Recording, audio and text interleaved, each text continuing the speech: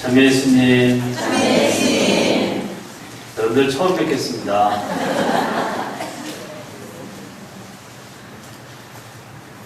오늘 처음 뵙겠습니다. 그랬더니 여기서요. 이하동문입니다. 어떻게 들었냐고요? 다 들려요. 이상하게요. 나를 욕하는 소리는 딱 들리고.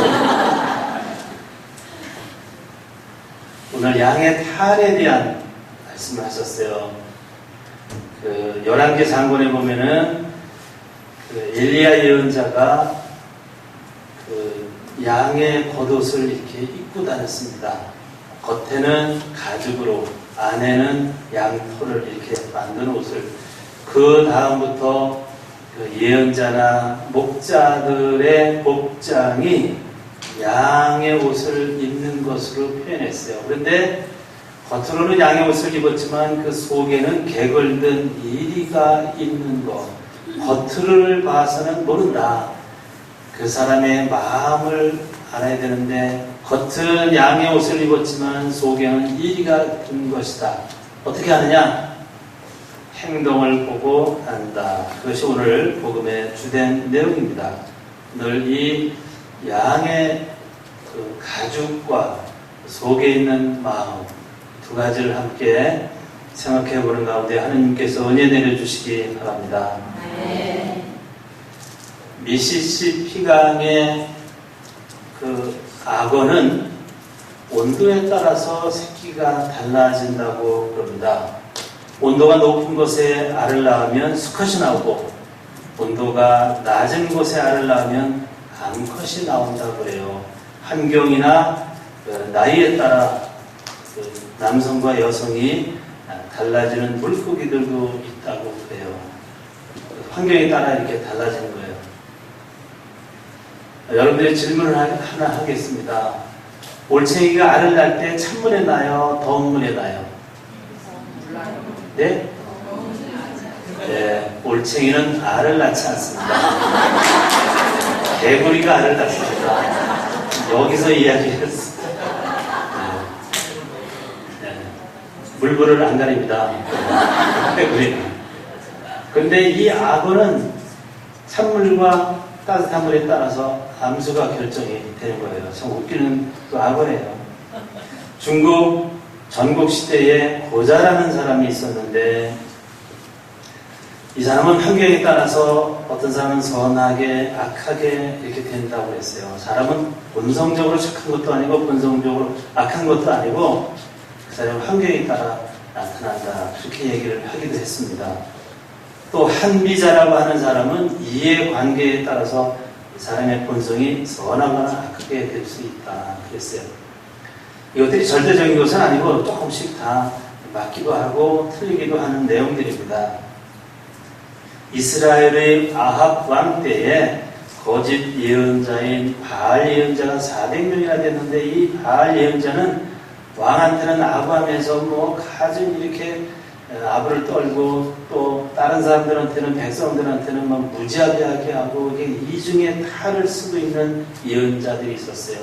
오늘 복음에서 예수님은 양의 탈을 쓰고 있다고 해서 다 진짜 예언자가 아니다. 그 사람의 양인지 일인지 그 열매는 그 성과는 열매에서 행동에서 나타난다. 그렇게 말씀하셨습니다.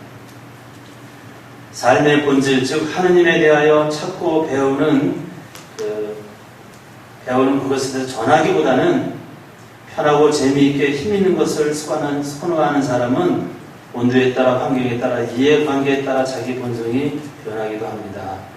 신앙인들도 이렇게 보면 어떤 환경에 따라서 아주 약삭 빠르게 온도가 변하는 사람들이 있어요. 그 사람들을 예수님이 오늘 우리에게 단호하게 경고를 주신 겁니다. 양의 탈을 썼지만 이리와 같을 수도 있다. 우리 신자들에게 주는, 특히 사제들에게 주는 오늘 경고의 말씀입니다.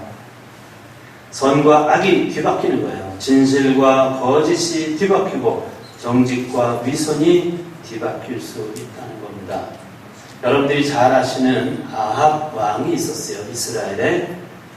이 대목은 지난주 그 월요일날 독서인데 열왕기 장권 21장에 나와요.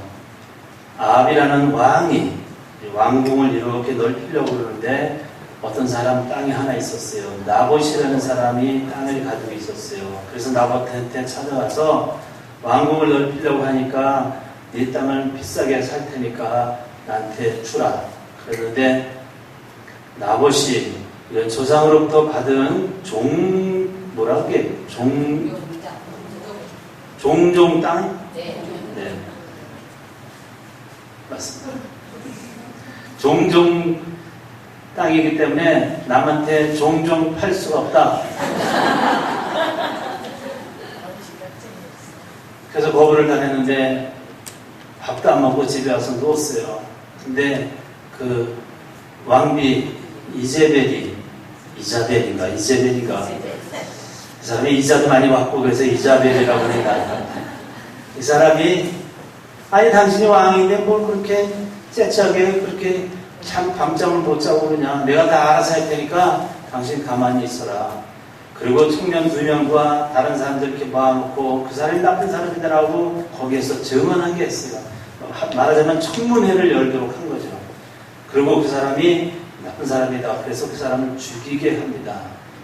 그러고 난 다음에 이 나봇의 땅을 궁궐을 이렇게 만들었어요. 그런데 이제 예언자가 나타나서 이 사람들이 당신이 한 것대로 당신이 죽을 거다. 그래서 결국은 그 시체가 개한테 핥아먹히고 뭐 그렇게 이제 죽게 되는 내용이 열왕기 장권 21장에 나오는 아합과 그 부인 이자벨에 대한 이야기. 조금은 다 들으셨죠? 왜 이 사람이 변했느냐 이거예요. 이 사람이 나봇한테 찾아가는 걸 보면 왕으로서는 괜찮은 사람이에요. 결국은 누가 그렇게 했느냐? 그 부인 이자벨이 그렇게 만든 거예요. 이자벨이 누구냐?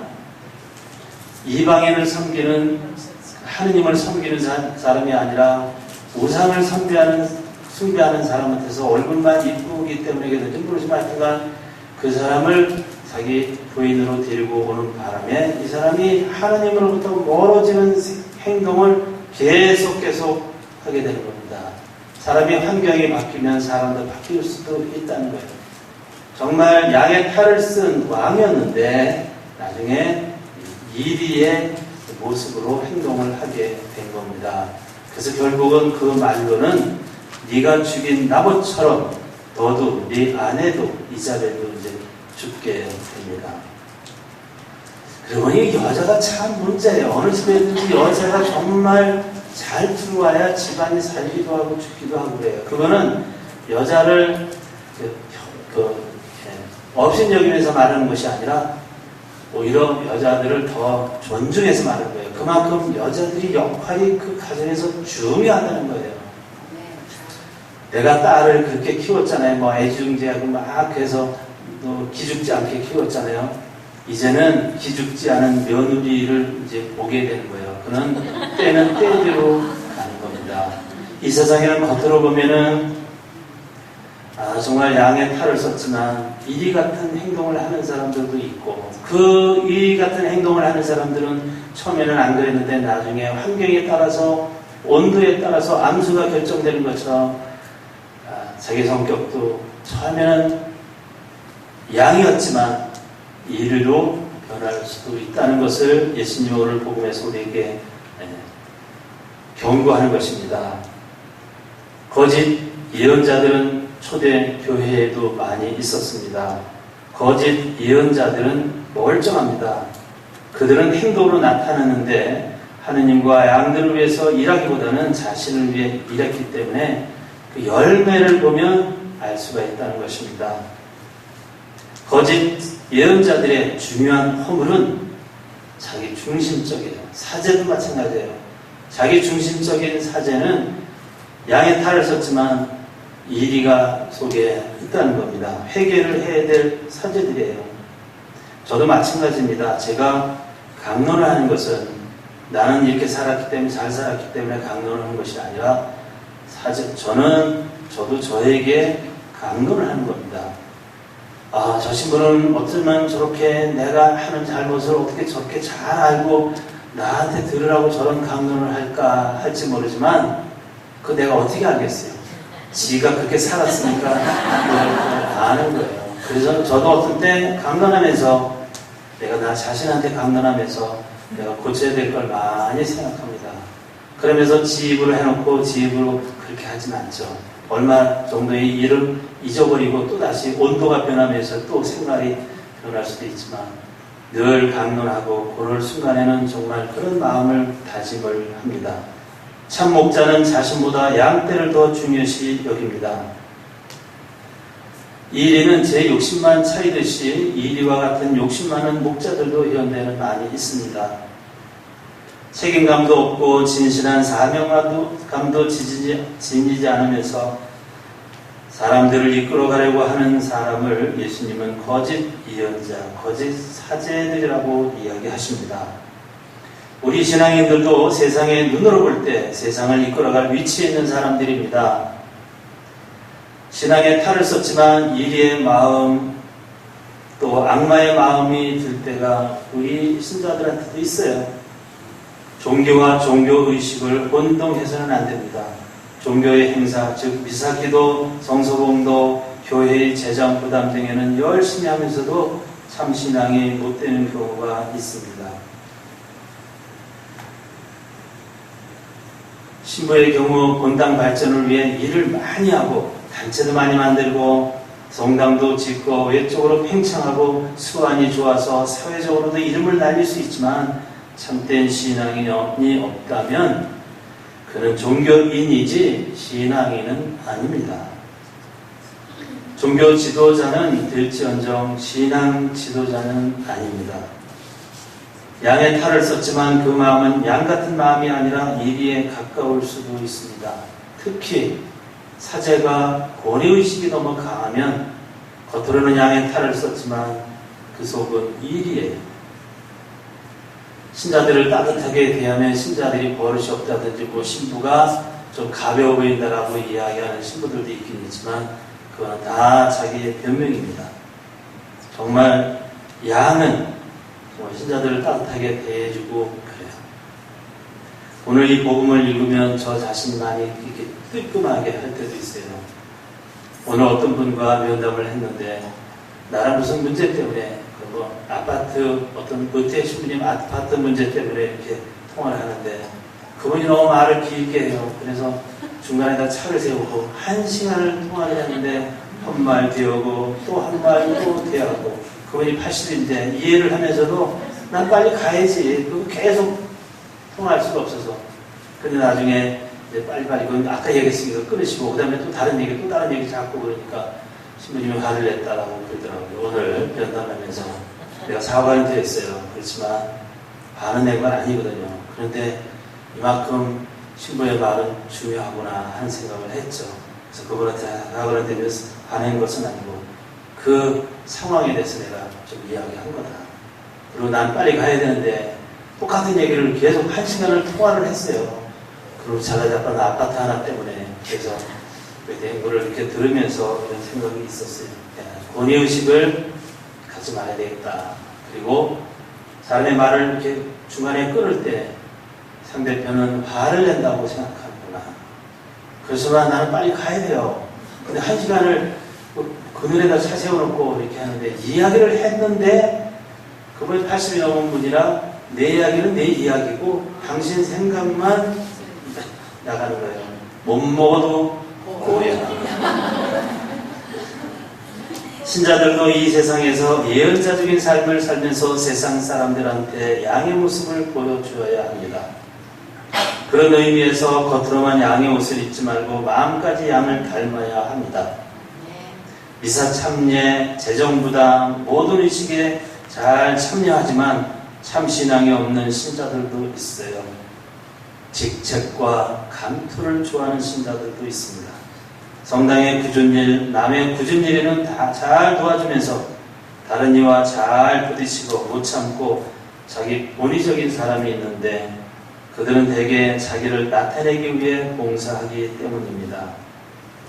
어떤 사람은 사람을 오래 사귀지 못해요. 오래 사귀다 보면 자기 약점이 드러나서 상대편이 경계를 하니까 또 다른 사람으로 옮겨가요. 되게 친구를 바꾸고 자꾸 자리를 바꾸는 사람은 자기의 진실성이 없다는 겁니다.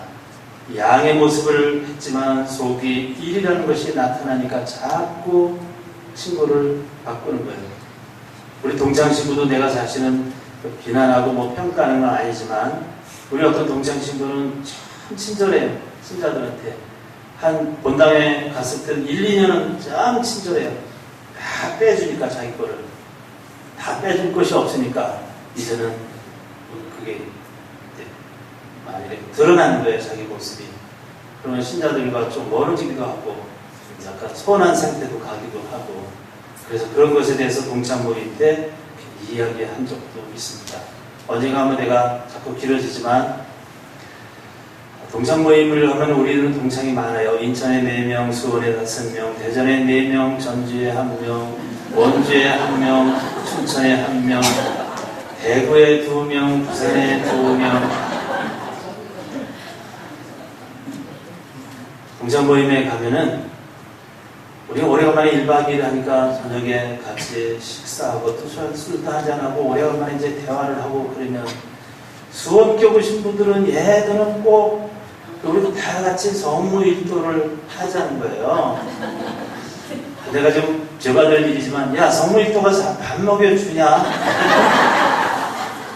동창 모임에 왔으면 그냥 그거 생략하고 하지. 그 다음날 아침에는 꼭 미사를 하세요. 그래서 야 신부가 사는 게 미사지 뭘 미사를 또 해야 되느냐 이제 그런 적이 있었는데 죄받을 말만 했어요. 근데 이 수원교구 신부들은 그렇게 해요. 이 수원교구 신부들이랑 인천교구 신부들이랑 다른 것은 뭐냐? 환경과 이런 것이 다르기 때문에 그런 거예요. 그 신부들은 성지가 많아요.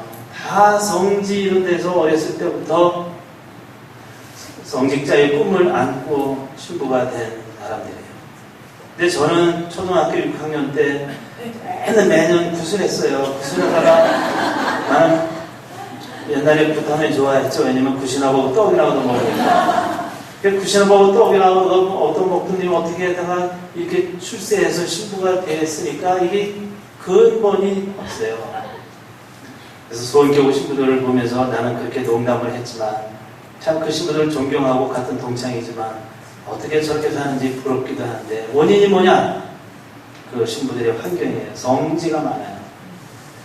그래서 야 너희들은 이렇게 훌륭한 사제 생활을 하는데 우리 인천교구 신부들은 다른 신부들 보지만 나 자신을 보면서 얼마나 내가 날라리로 사느냐 하는 생각을 할 때가 있거든요.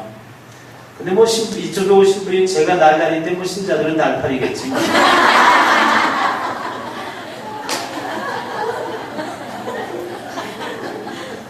여러분들은 웃지만 나는 어떻게 가만히 생각하면 하나님한테 벌 받을까봐 가슴이 찢어져요. 그래서 이게 환경도 이만큼 중요하구나. 그리고 사제도 마찬가지고 정말 양의 탈을 썼지만 일리가 없지 그런 아는가. 또 신자들도 양의 탈을 썼지만 저상성당에 다녀. 그래서 다 사람들이 양의 탈을 쓴 거로 보지만 일리가 있으면 안 된다는 거죠. 성당에서는 열심한데 밖에 나가면 사람들이 손가락질 받는 사람들이 있어요. 그래서 사람들이 하는 말이 저 사람은 신앙은 본받을 만한데 생활은 본받으면 안 된다. 그런 사람이 있어요. 그게 양의 탈을 쓴 일이가 아닌가 생각해요. 행동까지도 우리가 좀 달라져야 한다는 겁니다. 누구는 뭐 이런 얘기를 하더라고요. 말을 고분고분한 사람 있잖아요. 작게. 그 사람은 마음도 그렇게 고분고분하고 착할 것 같아도 그렇지가 않대요. 겉은 그렇게 고분고분하지만 속에는 이리가 있을 수도 있다. 오히려 겉으로는 막 이렇게 하면서도 아주 속이 따뜻한 사람이 많다는 거예요. 근데 그거는 심리학적으로 어떤 것이 옳다 그렇게 이야기는 못하지만 하여튼간 그렇게 이야기하는 사람들도 있어요. 그래서 우리가 생각해야 되는 것은